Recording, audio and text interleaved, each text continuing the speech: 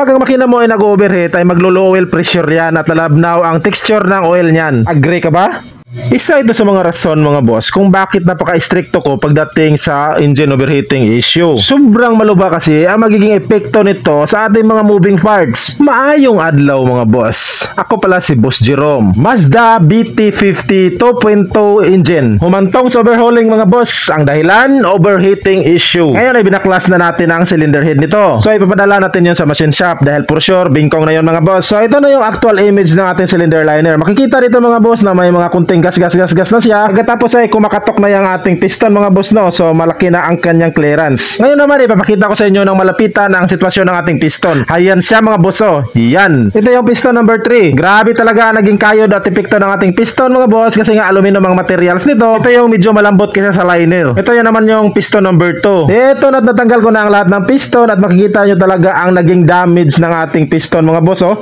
Gas-gas yan. Grabe no. So meron pa namang ibang piston na hindi masyadong gas-gas pero papalitan na natin lahat ng yan mga boss, pati na yung mga piston ring, cylinder liner, bearing shell at mga accessories ng ating cylinder head. Susukatin din natin ang mga journal ng ating crankshaft at itong straightness ng ating connecting rod. Pati na rin yung lobe oil pump ay atin ipapalitan mga boss. So ngayon mga boss ay dadako naman tayo dito sa ating cylinder head. Ito yung ating valve seal. Kung makikita nyo lumutong na yung ating guma dito. So ito yung resulta ng paggamit ng tap water at hindi coolant yung ating tubig sa ating makina mga boss no. Kung gagamit ka kasi ng tubig gripo, habang tumatagal sa paggamit mo ng yung engine mga boss ay mamumuo talaga ang mga kalawang dyan sa loob ng ating jacket cooling or sa ating radiator. So ito mga boss pa yung kaibigan lang, kailangan gumamit talaga tayo ng coolant. Mas safety ang loob ng makina at mas safety din ang loob ng iyong bulsa.